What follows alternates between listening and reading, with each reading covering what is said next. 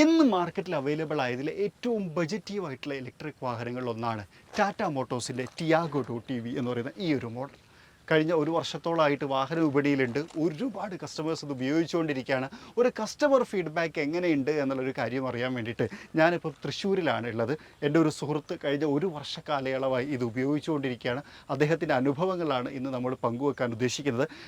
250 മുതൽ 311 കിലോമീറ്റർ വരെ ദൂരം സഞ്ചരിക്കാവുന്ന ഡിഫറെൻറ്റ് വേരിയൻറ്റുകളിലായിട്ടാണ് ടിയാഗോ 2TV എന്ന് പറയുന്ന മോഡൽ നമുക്ക് അവൈലബിൾ ആയിട്ടുള്ളത്. നമുക്കതിനെക്കുറിച്ച് സംസാരിക്കാം. അതിനു മുമ്പ് ഞാൻ എൻ്റെ സുഹൃത്തിനെ ഒന്ന് പരിചയപ്പെടുത്താം.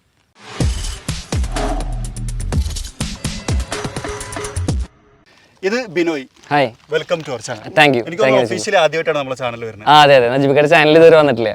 പക്ഷെ ഞങ്ങൾ കുറേ ആയിട്ട് പരിചയമുണ്ട്. ഓൾ ഇന്ത്യ ഒക്കെ ട്രാവൽ ചെയ്തിട്ടുള്ള വലിയ മനുഷ്യനാണ്. ശരിക്കും എന്ത് ചെയ്യണോ? എനിക്ക് ബാഗിന്റെ മാനുഫാക്ചറിങ് യൂണിറ്റ് ഉണ്ട് തൃശ്ശൂർ തന്നെ. അതുപോലെ തന്നെ നമ്മൾ അതിന്റെ റീറ്റെയിലും ചെയ്യുന്നുണ്ട്. സ്റ്റാർലൈറ്റ് എന്ന് പറഞ്ഞിട്ട്. സ്റ്റാർലൈറ്റ്, അതെ അതെ. സ്വന്തമായിട്ട് ബാഗ് മാനുഫാക്ചർ ചെയ്തു. 2 ഔട്ട്ലെറ്റ് തൃശ്ശൂരിൽ. അതെ അതെ, 3 ഔട്ട്ലെറ്റ് ഉണ്ട് തൃശ്ശൂർ. അതെ അതെ, തൃശ്ശൂർ എരിഞ്ഞേരി അങ്ങാടിയിലുണ്ട്, പുത്തമ്പള്ളിയുടെ അടുത്തായിട്ട്. പിന്നെ എം ഒ റോഡിലുണ്ട്, മുനിസിപ്പൽ ഓഫീസിന്റെ അടുത്തായിട്ട്. പിന്നെ അയ്യന്തോളുണ്ട്, സിവിൽ ലൈൻ ജംഗ്ഷനിൽ. സോ ഈ ഒരു പർപ്പസിനൊക്കെ ഏറ്റവും കൂടുതൽ ഉപയോഗിക്കുന്ന ടിയാഗോ. അതെ അതെ, നമുക്ക് ബിസിനസ് പർപ്പസ് ആയിട്ട് കൂടുതൽ നമുക്കിത് EV വന്നപ്പോൾ കുറച്ചുകൂടെ ബെറ്റർ ആയി. അതാണ് നമ്മളെ ഇന്നത്തെ ചർച്ചാ വിഷയം. അതായത് ഒരു ഇലക്ട്രിക് വാഹനം എടുത്തപ്പോൾ എങ്ങനെയുണ്ടാവും? ശരിക്കും ഞാനൊരു ബേസിൽ നിന്ന് തുടങ്ങാം. ഒരു വർഷം മുമ്പാണ് ഇത് എടുക്കുന്നത്. ശരിക്കും പറഞ്ഞു കഴിഞ്ഞാൽ ലാസ്റ്റ് ഇയർ മാർച്ചിൽ എടുത്തിട്ടുണ്ടായിരുന്നു. ഒരു വർഷം കഴിഞ്ഞു, ജസ്റ്റ് കഴിഞ്ഞു. അതിന് മുമ്പൊക്കെ സാധാരണ പെട്രോൾ എഞ്ചിനുകളായി. അതെ അതെ, ഞാൻ ആക്ച്വലി ഒരു സെക്കൻഡ് വണ്ടി ആയിട്ടാണ് ഉപയോഗിക്കുന്നത്, ടൗണിൽ ഉപയോഗിക്കാനായിട്ട്. അപ്പോൾ എൻ്റെ ഉണ്ടായിരുന്നത് മൈക്ര ആയിരുന്നു. മൈക്ര CVT ആയിരുന്നു, ഓട്ടോമാറ്റിക്. അപ്പോൾ ഒരു 10 കിലോമീറ്റേഴ്സ് ആണ് മൈലേജ് ഉണ്ടായിരുന്നത്. കംഫർട്ട് ലെവൽ നോക്കുകയാണെങ്കിൽ അത് അടിപൊളിയായിരുന്നു. പക്ഷേ ഈ പറഞ്ഞ പോലെ പെട്രോളിന്റെ സൈഡിലേക്ക് വരുമ്പോൾ ഭയങ്കര എക്സ്പെൻസീവ് ആയിരുന്നു. അപ്പോൾ പിന്നെ ഒരു വണ്ടി ഒരു ഓപ്ഷൻ എടുക്കുമ്പോൾ അന്ന് ഇലക്ട്രിക്കൽ കാറുകൾ ഒത്തിരി ഇറങ്ങിക്കൊണ്ടിരിക്കുന്ന സമയമായിരുന്നു. അപ്പോൾ അതുകൊണ്ട് നമ്മൾ ഇലക്ട്രിക് വാഹനത്തിലേക്ക് കടക്കാമെന്ന് വിചാരിച്ചിട്ട് അങ്ങനെ ഒരു ബഡ്ജറ്റ് ഫ്രണ്ട്ലി ആയിട്ടുള്ള ഒരു വണ്ടി നോക്കി എടുത്തത് മാത്രം. അതെ. അപ്പോൾ അതൊരു ചോദ്യമാണെന്നുണ്ടെങ്കിൽ ഇപ്പം ഒരു ഇലക്ട്രിക് വാഹനം എടുക്കുന്ന സമയത്ത് നിങ്ങൾ കുറേ റിസർച്ച് ചെയ്തിട്ടുണ്ടായിരിക്കും. അതെ അതെ. ആ സമയത്ത് ഉണ്ടായിരുന്ന ആശങ്കകൾ എന്തൊക്കെയായിരുന്നു ഒരു ഇലക്ട്രിക് വാഹനം എടുക്കുമ്പോൾ? ആക്ച്വലി ഒരു പുതിയ ടെക്നോളജി ഇംപ്ലിമെന്റ് ചെയ്യുമ്പോൾ നമുക്ക് എപ്പോഴും ഒരു ഡൗട്ട് ആണല്ലോ, അത് എന്തായിരിക്കും, മീൻസ് ഫ്യൂച്ചറിൽ അത് എങ്ങനെയായിരിക്കും എന്നുള്ളത്. അപ്പോൾ അതുകൊണ്ട് തന്നെ നമ്മുടെ സുഹൃത്തുക്കളെ ഇപ്പോൾ ഇൻക്ലൂഡിങ് നജീബിക്കയുടെ അടക്കം ചോദിച്ചിട്ട് നമ്മൾ ഒരു ബെറ്റർ ഓപ്ഷൻ എന്താണെന്ന് നോക്കിയപ്പോൾ നമ്മുടെ ബഡ്ജറ്റ് ആക്ച്വലി ഒരുപാട് നമ്മൾ ഇൻവെസ്റ്റ് ചെയ്യാനായിട്ട് നമുക്ക് വില്ലിങ് അല്ലായിരുന്നു. എന്ന് വെച്ചിട്ടുണ്ടെങ്കിൽ ഒരു പുതിയൊരു ടെക്നോളജിയാണ്. അപ്പോൾ ഇതെന്തായാലും മാറിക്കൊണ്ടിരിക്കും, അപ്ഡേഷനും കാര്യങ്ങളൊക്കെ. അപ്പോൾ നമ്മൾ ആ ഒരു ബഡ്ജറ്റിൽ നമ്മുടെ ഉള്ള ഒരു ബഡ്ജറ്റിൽ എടുക്കാമെന്നുള്ള ഇത് വെച്ച് നോക്കിയപ്പോൾ ഈ ഒരു ഇതിലേക്ക് പോയി.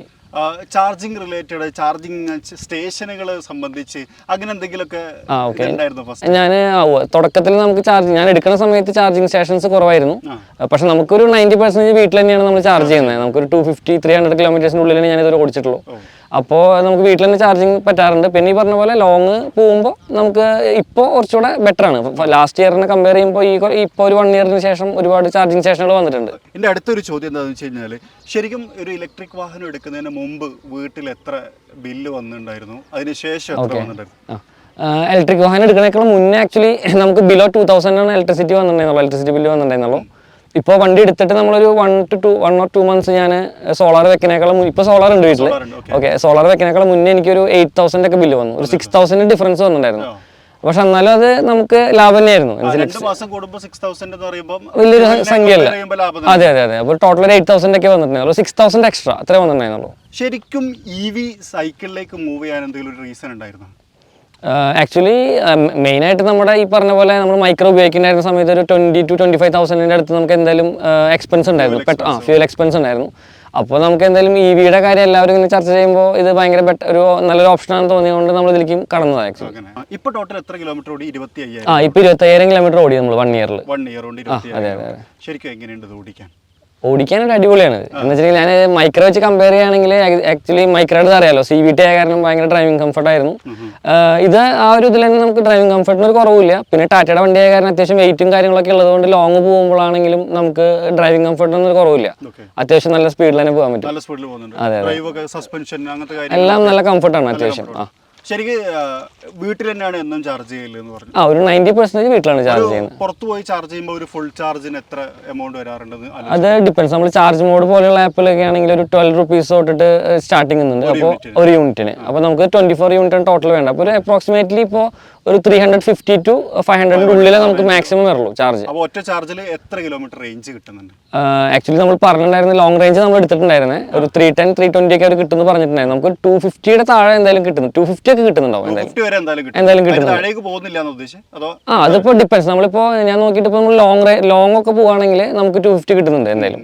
ഇപ്പോൾ നമ്മൾ സിറ്റി യൂസ് ആണെങ്കിൽ നമ്മൾ പറഞ്ഞ പോലെ കുറേ നേരം നമ്മൾ ചിലപ്പോൾ AC ഇട്ട് വണ്ടിയിലിരിക്കും, അങ്ങനെയൊക്കെ നോക്കുമ്പോൾ അത് അങ്ങനെ കമ്പയർ ചെയ്യാൻ പറ്റില്ല, വേരി ചെയ്യാതെ. ഏറ്റവും ദൂരം എവിടെ വരെ പോയിട്ടുണ്ട്? ദൂരം ഞാൻ ആക്ച്വലി ഇപ്പുറത്തെ സൈഡ് പറയുകയാണെങ്കിൽ കോഴിക്കോട് വരെ പോയിട്ടുണ്ട്, ഇപ്പുറത്ത് പറയുകയാണെങ്കിൽ കോട്ടയം വരെ പോയിട്ടുണ്ട്. അതാണ് മാക്സിമം ഞാൻ പോയിട്ടുള്ളത്. കോട്ടയമൊക്കെ പോയവരാണെങ്കിൽ ഞാൻ നോക്കിയിട്ട് ഒരു 150 ഒക്കെ നമുക്ക് മാക്സിമം ചിലവുള്ളൂ. ഞാനിപ്പോൾ കോട്ടയം 130 കിലോമീറ്റേഴ്സ് ആണ് നമുക്ക് ഇവിടെ നിന്നുള്ളത്. പോയി നമ്മൾ അവിടെ പോയി കറക്റ്റ് ഇങ്ങോട്ട് എത്താൻ പറ്റും, പക്ഷെ ഒരു ടൈറ്റ് ആണ്. പക്ഷെ ഞാൻ ഒരു 10 മിനിറ്റ് ചാർജ് ചെയ്താലും നമുക്ക് ഇവിടേക്ക് തിരിച്ചെത്താം. അത്രേ ഉള്ളൂ. അതെ അതെ. അപ്പോൾ ഒരു 100 രൂപീസ് 150 ഒക്കെ ചാർജ് ചെയ്ത് കഴിഞ്ഞാൽ കോട്ടയം പോയി വരാം. അതെ അതെ അതെ, നിസ്സാരം പൈസയുള്ളൂ, ഒരു മസാല ദോശയുടെ കാശുള്ളൂ. വേറൊരു കാര്യം കൂടി ചോദിക്കാം, ശരിക്കും എപ്പോഴാണ് ചാർജ് ചെയ്യല്? രാത്രിയാണോ പകലാണോ? എത്ര തവണ ചാർജ് ചെയ്യാറുണ്ട്? ഓക്കെ, എനിക്ക് വീട്ടിൽ ഇപ്പോൾ തൃശ്ശൂർ മാത്രമാണ് യൂസ് ചെയ്യുന്നതെങ്കിൽ എനിക്ക് ഒരു 1.5 ചാർജ് ചെയ്താൽ മതി. അപ്പോൾ ഞാൻ നൈറ്റ് ചാർജ് ചെയ്തിട്ട് ആക്ച്വലി ഇപ്പോൾ ഒരു 30%, 40% ഒക്കെ ഉള്ളപ്പോഴായിരിക്കും ചിലപ്പോൾ ചാർജ് ചെയ്യാനിടാം. രാവിലെ എനിക്ക് വിളിക്കും ഫുൾ ചാർജ് ആയിട്ടുണ്ടാവും. അതെ അതെ, 2 ദിവസം കൂടുമ്പോൾ എനിക്ക് ചാർജ് ചെയ്യണം. അത്ര ചാർജ് ചെയ്യുന്നുണ്ടാവും. ഇനി ഒരു ഡെയിലി ലൈഫിക്ക് കുറച്ചുകൂടി വരികയാണെങ്കിൽ ഒരു ദിവസം എത്ര കിലോമീറ്റർ ഓടും? ശരിക്കും ബിസിനസ്സും വീട്ടും തമ്മിൽ എത്ര ദൂരമുണ്ട്? ആക്ച്വലി നമ്മുടെ ഷോപ്പും ഇതും തമ്മിലൊരു 6-7 കിലോമീറ്റർ ഡിഫറൻസേ ഉള്ളൂ. പക്ഷെ നമ്മൾ എന്തായാലും ടൗണിൽ നിന്ന് വീട്ടിലേക്ക് എങ്ങനെ പോലെ ഒരു 3-4 തവണ നമ്മൾ എന്തെങ്കിലും വന്ന് പോകേണ്ട ആവശ്യം ഉണ്ടാവാറുണ്ട്. ഒരു ദിവസം ആവറേജ് എത്ര കിലോമീറ്റർ ഓടുന്നുണ്ട്? മിക്കതും നമ്മളൊരു 80 to 100 ഉള്ളിൽ നമ്മൾ ഓടാറുണ്ട്. ഇപ്പം എന്താ വെച്ചാൽ തൃശ്ശൂർ ടൗണിലും പിന്നെ നമ്മൾ പുറത്തേക്കൊക്കെ ആയിട്ട് പോകേണ്ട ആവശ്യങ്ങളൊക്കെ ആയിട്ട് എന്തായാലും ഒരു ദിവസത്തിൽ ഒരു 100 കിലോമീറ്റേഴ്സിന്റെ താഴെയായിട്ട് നമുക്ക് ഓടിക്കേണ്ടി വരാറുണ്ട്. ഡിപ്പെൻസ്, ഒരു മന്ത്ലി ചിലപ്പോൾ എന്തായാലും ഒരു 2,500 ഉള്ളിൽ എന്തായാലും ഓട്ടമുണ്ടാവും. വേറൊരു കാര്യം, ഈ ഒരു യാത്രക്കിടയിൽ എപ്പോഴെങ്കിലും ഹിൽ സ്റ്റേഷൻ ഒക്കെ ഡ്രൈവ് ചെയ്തിട്ടുണ്ടോ? ഹിൽ സ്റ്റേഷൻ ആക്ച്വലി പോയിട്ടില്ല. ഞാൻ ഇപ്പോൾ ഈ പറഞ്ഞ പോലെ കോട്ടയം വരെ മാക്സിമം എത്തിയിട്ടുള്ളൂ. ഈ സൈഡ് പോവുകയാണെങ്കിൽ ഞാൻ അങ്ങനെ ഒരു ഹിൽ സ്റ്റേഷൻസ് പിടിച്ചിട്ടില്ല. പിന്നെ ഹിൽ സ്റ്റേഷൻസ് കുഴപ്പമൊന്നുമില്ല. ഇപ്പോൾ ഈ പറഞ്ഞ പോലെ നമുക്ക് ആ കൂടി ഒരു കൺസേൺ എനിക്ക് ആക്ച്വലി ഇതിൽ പോകുമ്പോൾ ഒരു ഇതെന്ന് പറഞ്ഞിട്ടുണ്ടെങ്കിൽ നമുക്ക് അവിടെ ചാർജിങ് സ്റ്റേഷൻ കിട്ടുമോ എന്നുള്ളൊരു ഡൗട്ട് മാത്രമേ ഉള്ളൂ. പക്ഷെ ഇപ്പോൾ ഒരു ഇതൊക്കെ എനിക്ക് തോന്നുന്നു ആയി തുടങ്ങി, ഇപ്പോൾ എല്ലായിടത്തും ആയി തുടങ്ങി. അപ്പോൾ പിന്നെ നമുക്ക് ടെൻഷനില്ലാണ്ട്, അതെ അതെ, ടെൻഷനില്ലാണ്ട് പോയി വരാം. എപ്പോഴെങ്കിലും ഇതിന്റെ റേഞ്ച് ടെസ്റ്റ് ചെയ്യാൻ വേണ്ടി ഓടിച്ചിട്ടുണ്ടോ? ഓക്കെ, ആക്ച്വലി ഞാൻ എല്ലാവരെയും പോലെ ഞാൻ ഇനീഷ്യൽ സ്റ്റേജിൽ തുടക്കത്തിൽ നമ്മൾ വണ്ടി എടുത്ത സമയത്തൊക്കെ ഇതിന്റെ റേഞ്ചിനെ പറ്റി ഭയങ്കര കോൺഷ്യസ് ആയിരുന്നു. അപ്പോൾ ആ സമയത്ത് എന്നൊക്കെ പറഞ്ഞിട്ടുണ്ടെങ്കിൽ നമ്മൾ ഈ പറഞ്ഞ പോലെ അവർ ആ കമ്പനി പറഞ്ഞ പോലെ ഡ്രൈവ് ചെയ്യാൻ ശ്രമിക്കാറുണ്ടായിരുന്നു. ഞാൻ നോക്കിയിട്ട് എങ്ങനെ ഓടിച്ചാലും ഒരു 250യുടെ മുകളിലേക്ക് എനിക്ക് ഇതുവരെ കിട്ടിയിട്ടില്ല. പക്ഷേ ഞാൻ ഒരിക്കൽ ഓടിച്ച സമയത്ത് എനിക്ക് അതിലേക്കാൾ കൂടുതൽ കിട്ടിയിട്ടുണ്ട്. അതല്ലേ, ഓക്കെ. റേഞ്ച് ടെസ്റ്റ് ചെയ്യാൻ വേണ്ടി ഓടിച്ചു. Okay okay. എൻ്റെ ഇപ്പോൾ ഒരു 1-2 ഫ്രണ്ട്സ് യൂസ് ചെയ്യുന്നുണ്ട്, അവരോട് ചോദിച്ചപ്പോൾ അവർ പറഞ്ഞു. പക്ഷേ എനിക്ക് ഇതുവരെ അങ്ങനെ കിട്ടിയിട്ടില്ല. ഇല്ല, 250 കിട്ടുന്നെന്ന് പറയുന്നത്. പക്ഷേ എനിക്ക് 250 വരെ മാക്സിമം കിട്ടിയിട്ടുള്ളൂ. അതെ, ഓടിക്കലിന്റെ ഡിഫറൻസ് ആയിരിക്കും. അതെ അതെ, ആ ബ്ലോക്കും കാര്യങ്ങളൊക്കെ ആയിട്ടുള്ള. വേറൊരു പെട്രോൾ വണ്ടി മൈലേജ് എത്തിയപ്പോൾ 11 ഉണ്ടായിരുന്ന സാധനം പെട്ടെന്ന് 9. ഓക്കെ ഓക്കെ, അതെ അതെ. ബ്ലോക്കും കാര്യങ്ങളൊക്കെ ആയിട്ടുള്ള. AC ഇടുമ്പോൾ മൈലേജ് ഡിഫറൻസസ് ഫീൽ ചെയ്യാറുണ്ടോ? AC ഇടുമ്പോൾ വ്യത്യാസം വരുന്നുണ്ട് എന്തായാലും. ചെറിയൊരു വ്യത്യാസം എന്തായാലും കാണിക്കുന്നുണ്ട്. പക്ഷെ നമ്മൾ എന്തായാലും AC തന്നെ, ഞാൻ ഈ AC-ലാണ് ഈ മൈലേജ് പറയുന്നത്, 250 പറയുന്നത്. അതെ അതെ അതെ. ഓക്കെ, വേറൊരു പ്രധാനപ്പെട്ട ചോദ്യം, ശരിക്കും നമ്മളിപ്പം പറഞ്ഞുകൊണ്ടിരിക്കുന്നതൊക്കെ പോസിറ്റീവ്സിനെ കുറിച്ചാണ്. നിങ്ങൾ ഈ വണ്ടി എടുത്തതിന് ശേഷം എന്തെങ്കിലും പ്രശ്നങ്ങൾ ഇതുവരെ ഉണ്ടായിട്ടുണ്ടോ? എനിക്ക് അങ്ങനെ പറയത്തക്ക പ്രശ്നങ്ങൾ ഇതുവരെ ഉണ്ടായിട്ടില്ല.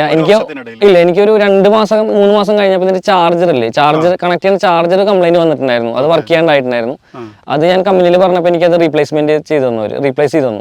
അത് വേറെ എക്സ്ട്രാ എക്സ്പെൻസ് ഒന്നും ആയിട്ടുണ്ടായിരുന്നില്ല. അപ്പോൾ എനിക്ക് അങ്ങനെ വേറെ പറയത്തക്ക വിധത്തിൽ കംപ്ലൈൻസ് ഒന്നും ഇതുവരെ ഉണ്ടായിട്ടില്ല. അങ്ങനെയാണെങ്കിൽ ഒരു ചോദ്യം കൂടി ചോദിക്കാം. ഇപ്പം ഒരുപാട് ഇലക്ട്രിക് വണ്ടികൾ വാഹന വിപണിയിലുണ്ട്, എന്തുകൊണ്ട് ടാറ്റയിൽ എത്തി എന്നുള്ള ചോദ്യം കൂടിയാണ്. ഈ പറഞ്ഞ പോലെ ടാറ്റ, നമ്മളത് ഞാൻ എടുത്ത സമയം എന്ന് പറയുന്നത് ഒരു 1 year മുന്നേ എന്ന് പറയുന്നത് ടാറ്റ എനിക്ക് തോന്നുന്നു തുടക്കത്തിൽ തന്നെ ഇലക്ട്രിക്കൽ വണ്ടികൾ ഇൻട്രൊഡ്യൂസ് ചെയ്തിട്ടുണ്ടായിരുന്നു.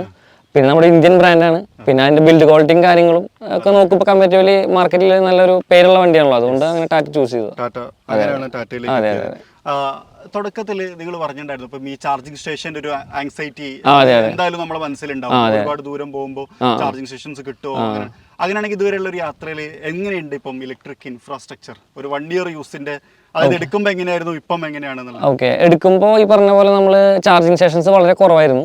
ഇപ്പോൾ ഈ പറഞ്ഞ പോലെ ഒരുപാട് ചാർജിങ് സ്റ്റേഷനുകൾ വഴിയിലൊക്കെ കാണുന്നുണ്ട്. ഇപ്പോൾ നമ്മൾ ലോങ് പോകുമ്പോൾ നമുക്ക് ആ ഒരു ടെൻഷൻ ഇല്ല. പിന്നെ ഈ പറഞ്ഞ പോലെ റെസ്റ്റോറൻറ്റ്സും എല്ലാം കൂടെ അടുത്തടുത്തായിട്ടുള്ള ഒരു സംഭവങ്ങൾ. മറ്റേത് നമുക്ക് ഈ പറഞ്ഞ പോലെ ചാർജ് ചെയ്യുന്നതിൻ്റെ കൂടെ നമ്മൾ അവിടെ അത്രയും സമയം പോസ്റ്റ് ആയിരുന്നു, മീൻസ് അവിടെ വെയിറ്റ് ചെയ്യണം. ഇപ്പോൾ എന്ന് പറഞ്ഞാൽ നമുക്ക് റെസ്റ്റോറൻറ്റ്സും കാര്യങ്ങളൊക്കെ ഉള്ളിടത്തൊക്കെ എല്ലായിടത്തും പ്ലേസ് ചെയ്ത് തുടങ്ങി. ഒരു Tiago dot E V customer എന്നുള്ള നിലയ്ക്ക് ലൈഫിൽ ഫീൽ ചെയ്ത ബെനിഫിറ്റ്സിനെ ഒന്ന് മെൻഷൻ ചെയ്യാം. ബെനിഫിറ്റ്സ് എന്ന് പറഞ്ഞില്ലേ, ഒരു മസാല ദോശയുടെ കാശും കൊണ്ട് നമുക്ക് എവിടേക്ക് വേണമെങ്കിൽ പോവാം. അതെ അതെ അതെ. ഫ്യൂവൽ ബില്ല് ലാഭമാണ്. അത് മോസ്റ്റ്ലി എല്ലാ ഇ വി ഓണേഴ്സിന്റെയും ഇതാണ്. വേറെ എന്തൊക്കെയാ ഇതിപ്പോ ഡ്രൈവ് ചെയ്യുന്ന സമയത്ത് ആക്ച്വലി നമുക്ക് പറഞ്ഞ പോലെ ഒരു പെട്രോൾ എഞ്ചിൻ യൂസ് ചെയ്യുന്ന പോലെ അല്ല, എനിക്ക് തോന്നുന്ന ഒരു എന്താ പറയാ, നോർമൽ ഒരു കളിക്കുന്ന കാർ ഓടിക്കുന്ന ഒരു ഫീലാണ് നമുക്ക് ഡ്രൈവ് ചെയ്തുകൊണ്ടിരിക്കുക. അതൊരു ശരിക്കും പറയാൻ ഭയങ്കര ഒരു ഫീലാണ് ഇലക്ട്രിക്കൽ ഓടിക്കുന്നത് കമ്പാരിറ്റീവ്ലി. അതെ, സൈലന്റ് ആണ്. ഈ പറഞ്ഞ പോലെ ഡ്രൈവിംഗ് ആണെങ്കിലും നമുക്ക് അങ്ങനെ ഒരു വണ്ടി ഇങ്ങനെ ഒരു ഫ്ലൈ ചെയ്യുന്ന പോലത്തെ ഒരു ഫീലാണ്. അതെ.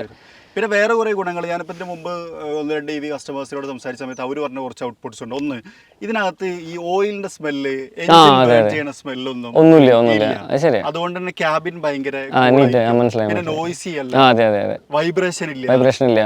അങ്ങനത്തെ അത് കറക്റ്റ് അല്ല. ഇനി ഒരു ചോദ്യം സർവീസിനെ കുറിച്ചാണ്. ശരിക്കും ഇലക്ട്രിക് വണ്ടികൾക്ക് സർവീസ് ഇല്ല എന്ന് പറയുമ്പോഴും ആസ് എ കസ്റ്റമർ നിങ്ങൾക്ക് സർവീസസ് വന്നിട്ടുണ്ടാവും. സർവീസ് നമ്മളിപ്പോ ഈ പറഞ്ഞ പോലെ 7500 കിലോമീറ്റേഴ്സ് കൂടുമ്പോഴാണ് സർവീസ് വരുന്നത്. ഇതിൽ പക്ഷെ നമുക്ക് അങ്ങനെ പറയത്തക്ക വിധത്തിലൊരു ഒരു മാരുതി 800 മെയിൻറ്റെയിൻ ചെയ്യുന്ന പോലെ ചെയ്യാം. അതായത് ഒരു എനിക്ക് 2000 മാക്സിമം ഇപ്പോൾ ലാസ്റ്റ് സർവീസ് ഇപ്പോൾ 25,000 ചെയ്തത് എനിക്ക് തോന്നുന്നു 3000 താഴെ ആയിട്ടുള്ളൂ. അതവർ എ സി വെന്റും കാര്യങ്ങളൊക്കെ അവർ എനിക്ക് തോന്നുന്നു അതിൻ്റെ ഉള്ളൊരു സ്പ്രേ ചെയ്ത് അത് ക്ലീൻ ചെയ്യുന്ന അങ്ങനെയുള്ള കുറച്ച് എക്സ്ട്രാ വർക്കുകൾ അടക്കാം. അല്ലാണ്ട് ഇപ്പോൾ അങ്ങനെ വണ്ടിയുടെ സംബന്ധമായിട്ട് വേറെ എക്സ്പെൻസുകളൊന്നും ഇല്ല. നമ്മൾ അഡീഷണൽ ചെയ്തിട്ടുള്ള കുറച്ച് സംഭവങ്ങളൊക്കെ കൂടിയിട്ട് എനിക്കൊരു 3000 താഴെ എക്സ്പെൻസ് വന്നിട്ടുള്ളൂ. ഒരു 2000 ആവറേജ് വരുന്നുണ്ടാവുള്ളൂ എക്സ്പെൻസ് എന്തായാലും. അപ്പോൾ ഇതാണ് ബിനോയ് ബ്രോയുടെ EV അനുഭവം. ഒരു വർഷത്തിന്റെ കാലയളവിൽ എന്തായാലും ഇത് പ്രോഫിറ്റബിൾ തന്നെയാണ് എന്നുള്ളതാണ് നോക്കുമ്പോൾ. ഇൻ കേസ് ഓഫ് ഫ്യൂവലും അതുപോലെ മെയിൻ്റനൻസും. മറ്റിപ്പോ ബിനോയ് വേറെയും കുറെ വണ്ടികൾ യൂസ് ചെയ്യുന്നുണ്ട്. അതിലൊക്കെ സർവീസ് കമ്പയർ ചെയ്യുമ്പോൾ ഇത് കുറച്ച് വളരെ കുറവാണ്. ഒരു ഇലക്ട്രിക് കസ്റ്റമർ, അതായത് ഒരു ആൾ വന്നിട്ട് ബിനോയോട് ചോദിക്കുകയാണ്, ഞാനൊരു EV എടുക്കാൻ ഉദ്ദേശിക്കുകയാണ്, അതും ടിയാഗോ ഡോട്ട് EV ആണ് എടുക്കുന്നത്, എന്താണ് ഒരു 1 year ആയ ഒരു കസ്റ്റമർ എന്ന നിലക്ക് നിങ്ങൾ?